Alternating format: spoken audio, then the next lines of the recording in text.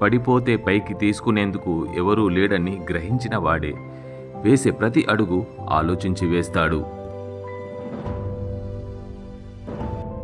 భారాన్ని తలచి బాధపడకు. ఈ ప్రపంచాన్ని మోసే భూమి ఉంది నీ కాళ్ళ క్రిందే అని మరవకు.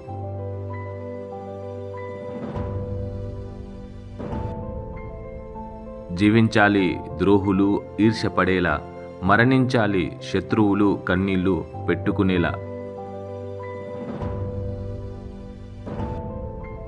నువ్వు తినే మెతుకు మీద కొట్టిన వాడిని క్షమించు, కానీ బ్రతుకు మీద కొట్టేవాడిని అస్సలు క్షమించకు.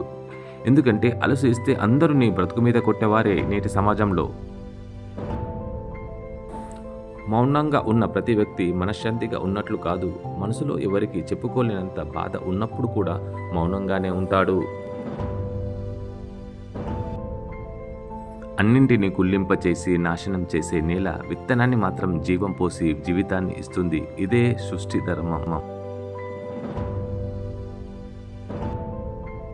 అందరినీ ప్రేమించు, కానీ ఎవరి ప్రేమకు బానిస అవ్వకు.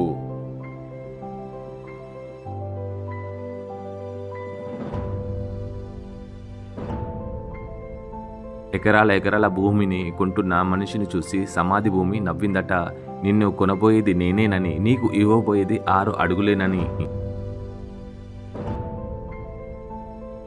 ఎంత మిగిలి ఉందో తెలియకుండానే ఖర్చు పెడుతూ పోతున్నాము కాలాన్ని.